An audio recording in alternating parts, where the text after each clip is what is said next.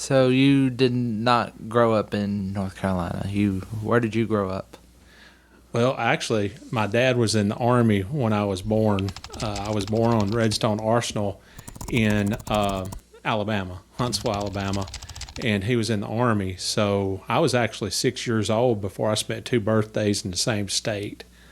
Wound up when he got out of the Army, we were in Nashville, Tennessee, and that's where I call home, is Nashville. I lived from the early 1970s. I guess we moved to Nashville in 72, 71, 72, somewhere in there. And I lived there until I moved to North Carolina, except for we did move back to Huntsville for a couple of years in like 76, 78, 78, 79, somewhere in there, in the late 70s. All right. Do you remember anything vividly of your dad being in the Army, you moving around? You know, in those 6 years, in my first 6 years, I actually spent the longest time in Japan. My dad, again, was in the Army, and I think I can remember my first snatches of memory at that point when we were in Japan. Not necessarily being in Japan, but just during that time frame. I can remember kids coming for trick or treat and being scared of the trick or treaters, them being in their costumes. I can also remember we visited the statue of Buddha at one point, and I can remember for some reason being there. And but I don't remember anything about being in Japan necessarily.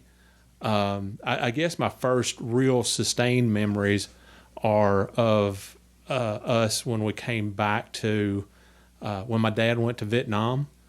Me and my mom came back home we came back to Jonesboro, Tennessee, right outside Johnson City, and I can remember a car wreck that happened in our front yard, and all that kind of thing. And I can remember my dad coming home from Vietnam.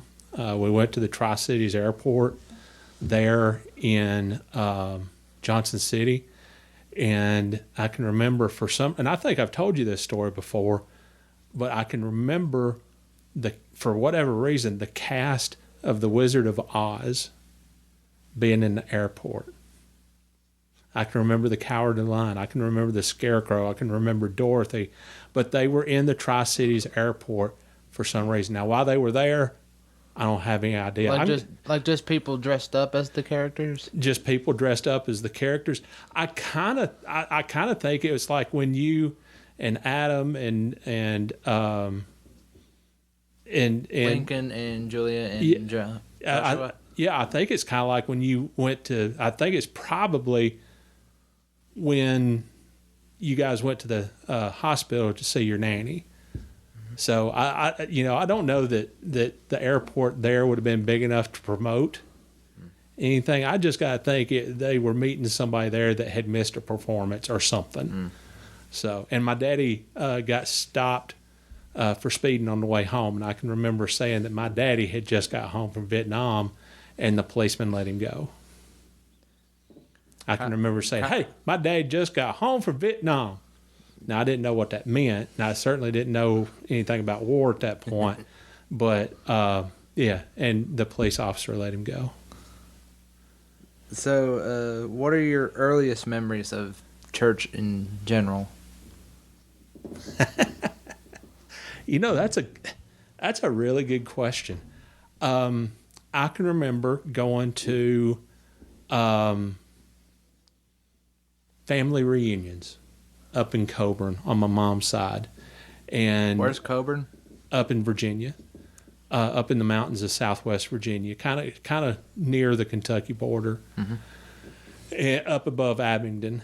And I can remember going. They would have a church service, and they would have a family who came the furthest, who lives the closest, who's the oldest, who's the youngest, and all that kind of thing.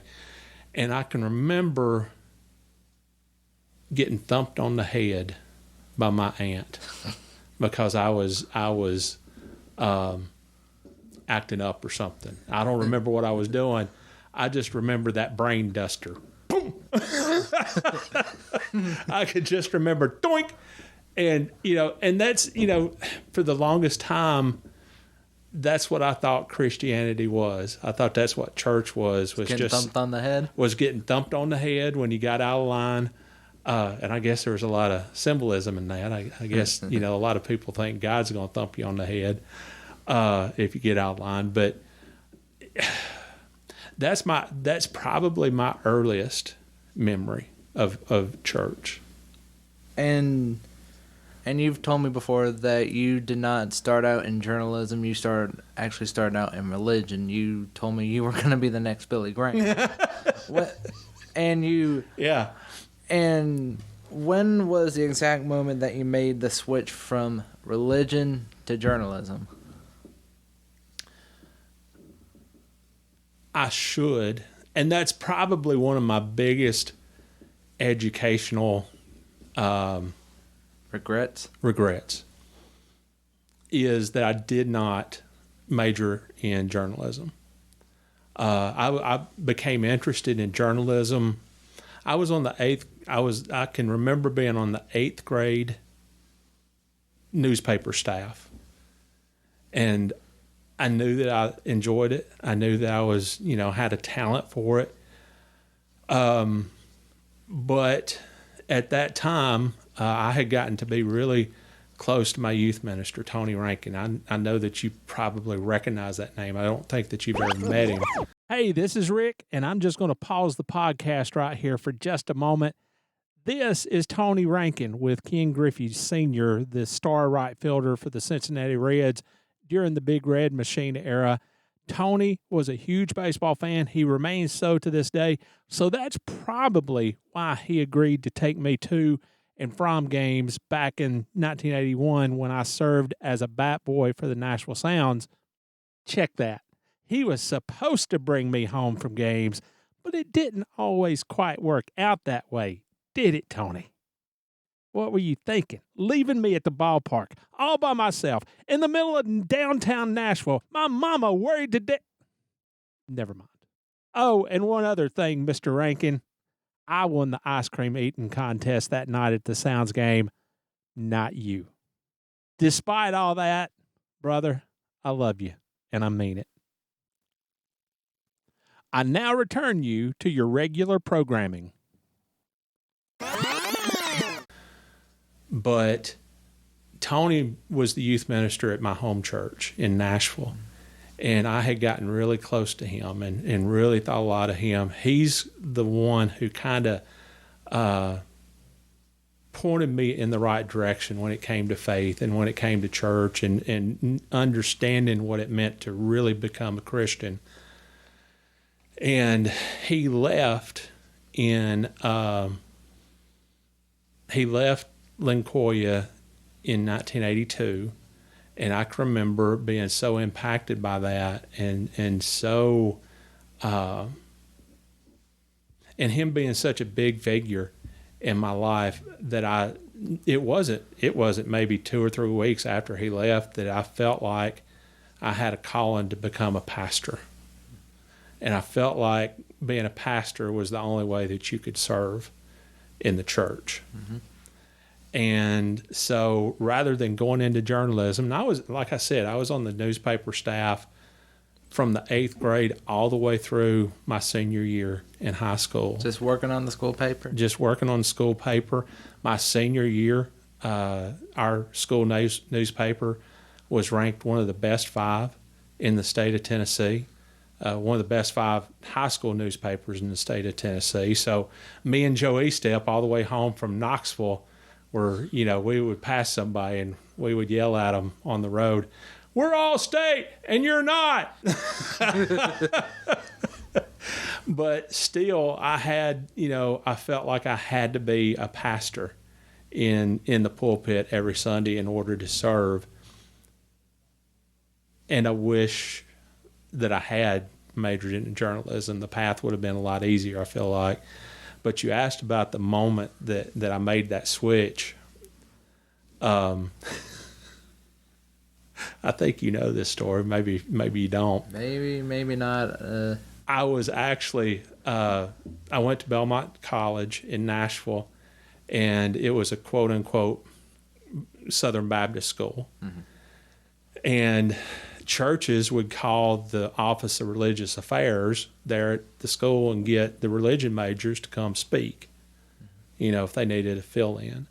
And I went to this little bitty tiny country church and was speaking. And I mean, when I say tiny, it might have been 2 or 3 times the size of this room that we're in right now. It was small. Like one of those small Southern Baptist churches that is basically just one room. That's it. Exactly. Well, I got down towards the end of my sermon, and I leaned over on the pulpit and I said, "Ladies and gentlemen, I cannot wait until the day that God sends me to hell." Everybody in the church had the exact same reaction that you just did. What? Let me tell you, there is no place to hide in a pulpit. I mean, the flop sweat just broke out, and I was just, I'm starting to sweat now just thinking about it. And it was, obviously it was just a slip of the tongue.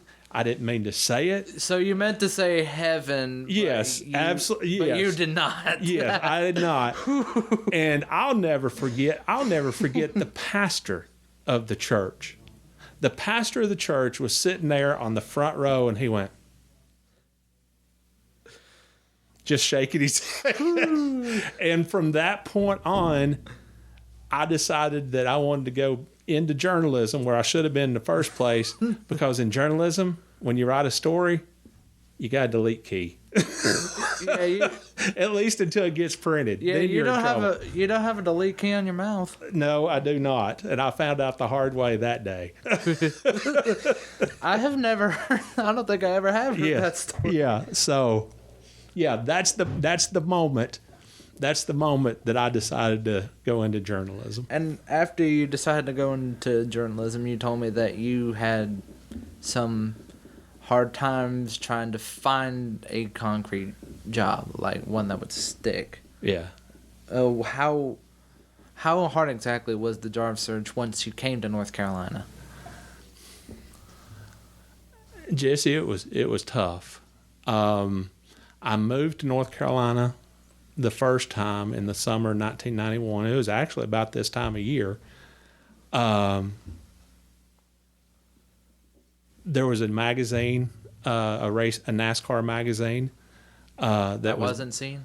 No, it was not seen. It was a publication called Dixie Racing News.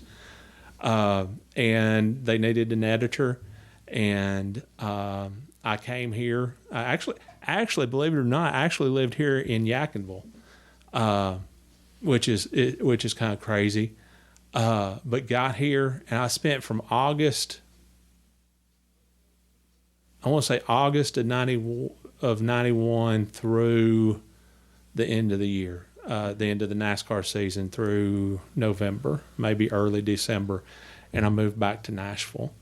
Then in the spring of 92, I went to work for another little small racing newspaper in Virginia Beach, and that lasted maybe 2 or 3 months, and then moved back to Nashville, and then finally moved back to North Carolina for good this time in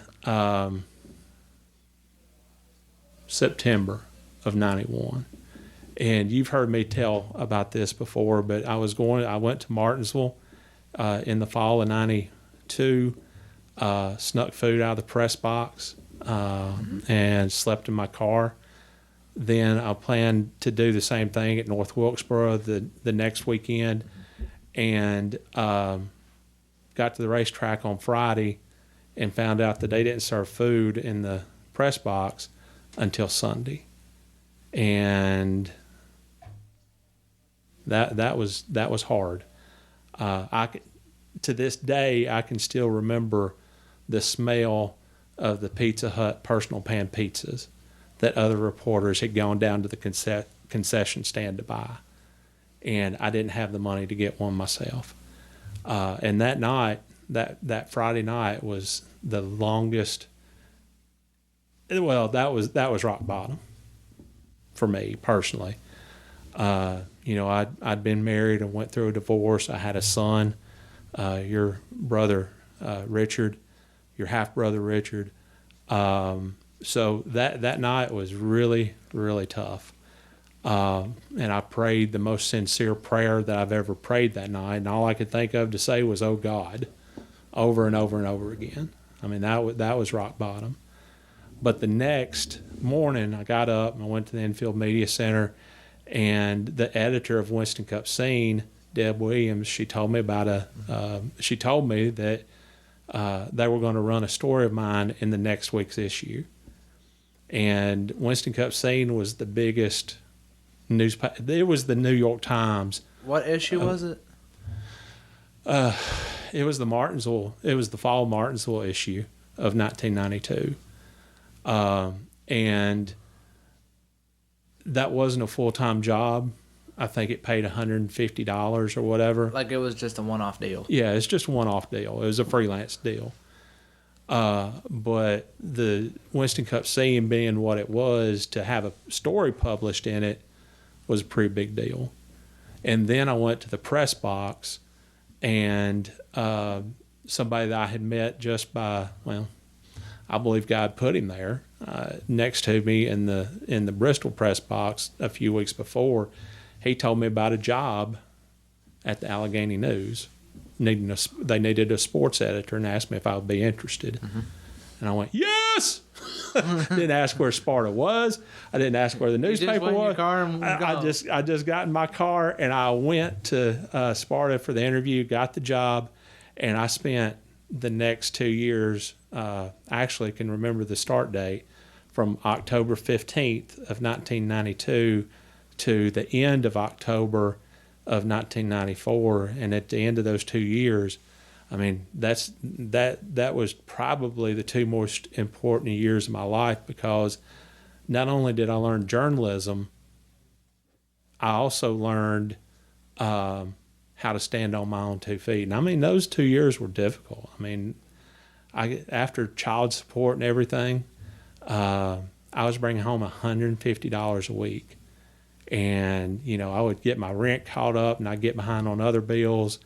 I'd get those bills caught up, and then I'd fall behind on my rent. The power company actually offered to put me on public assistance because I had such a hard time paying, the light bill and everything, electricity bill. And I told them no thanks. I'd just sit in the... What's public assistance? Where they pay it for you, basically. Like a loan? No, it wasn't a loan. They would be it's basically where they pay for people who can't.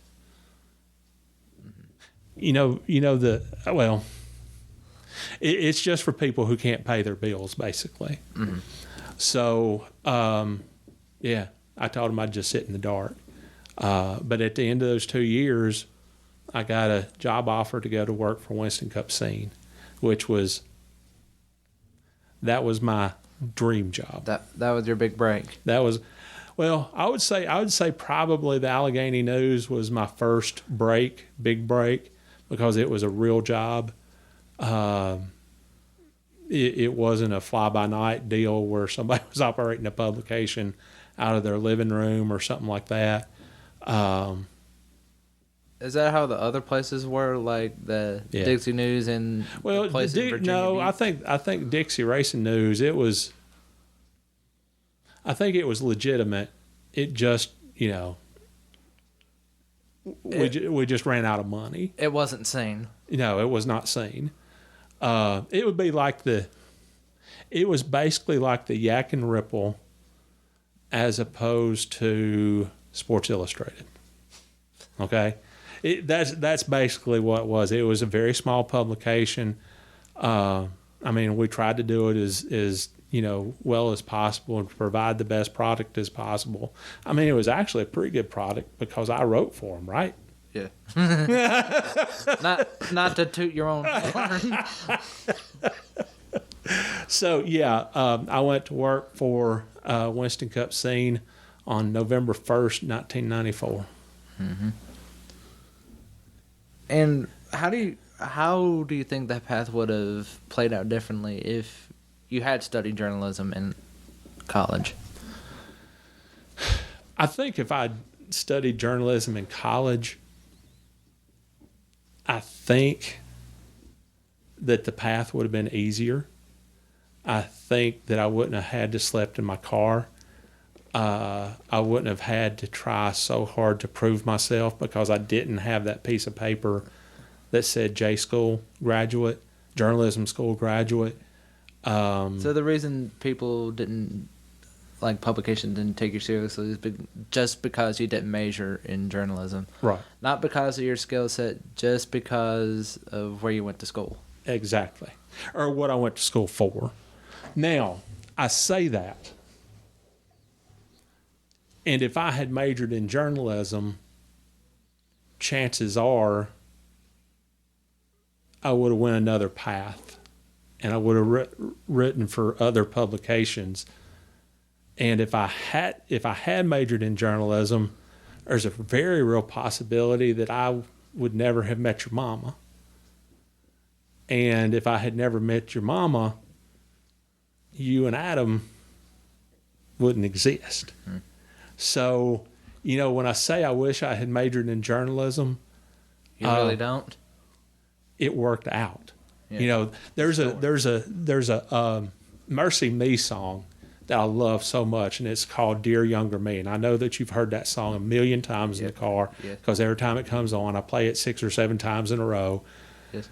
But it talks about that exact thing. That maybe the ride would have been less bumpy, but it made me who I am today. So, it worked out the way it was supposed to. So once you got to North Carolina, Yadkinville, and you got the job at CNO, what did you find first? Maplewood or Mom? Mom. Okay. Mom. Your mom and I started dating exactly 1 month to the day before I started work at Winston Cup Scene. We started dating on October the 1st, 1994. And you started on November 1st. And I started at the newspaper on November 1st. And we were together. That was it. I can tell you the moment that I fell in love with your mama. Was when you got sick and she took care of you. Yeah, I got sick. I started at the newspaper on Wednesday. It was a Wednesday. And then me and your mama went to eat at a Chinese place in Elkin that weekend, and I got really bad food poisoning. And that Mondays were press day at the newspaper, so that was a big day. And so it was a big day, but I also wasn't going to call in sick. You didn't. I was not going to call in sick that soon after starting at the newspaper. You didn't want to show any weakness. I went to work that day, and let's just say that there's a reason that for the first 2 or 3 years I worked at Scene, there's a reason that I was called the Hurler. Oh my gosh! I don't think I heard that part. Let's just say it was ugly. So I went home to my apartment in Mooresville. I didn't know anybody, and But you lived in Mooresville? Yeah. For probably about 6 months, I had an apartment down there, and then I heard a knock on the door, and it was your mama, and she had however many bags full of groceries, everything that you'd get a sick person: soup, Sprite, saltine crackers, Orange juice. I don't remember orange juice, but I remember the Sprite and the crackers. And I think it was like chicken noodle soup or something like that. But it had been a long time since I'd had somebody to take care of me. And so from that point on, it was, yeah. Well, you kind of answered this for me, but how did your faith help you persevere during the hardships, even like the different publications, as you say, getting divorced and the sleeping in your car? I was never alone. I was never alone, even when even in the parking lot, the media parking lot at North Wilkesboro that night, I wasn't alone. I had my faith to lean on. I had God to lean on. Like I said, I prayed a prayer that night that was just 2 words, "Oh God," over and over and over again. But God knew what I was going through, and He honored those prayers. When I lived in Sparta, I would go from, I would cover a football game on Friday night. Like a high school football? A high school football game, Allegheny High School. I'd cover the ball game on Friday night, and if I wasn't on call, if there was a wreck or something, I had to go take pictures. If I was not on call, I would go from Friday night after the ball game to Monday morning when I got back in the office and not talk to another soul. So Why is that? I mean, I didn't know anybody, and wasn't dating anybody. Didn't really have any, friends or whatever. And if it wasn't NASCAR season and I wasn't going to a race on the weekends, I would go the entire weekend and not talk to anybody. So that's when your faith becomes very, very, very real. When you have nobody else to talk to? When you have nobody else to talk to, that's who you lean on. And there's an old poem about footprints in the sand, and 2 sets of footprints walking in the sand on the beach. Mm-hmm. And then during the toughest moments of your life, there's only one set of footprints. And you ask, well, Lord, why did you leave me? And the Lord says, no, that's when I carried you. So it was in those moments that the Lord carried me. No, I think that's all we have to cover. And then these 2 yahoos came along. And life has never been the same since. And, as far as Maplewood, you've heard me talking about Maplewood before. Mm-hmm.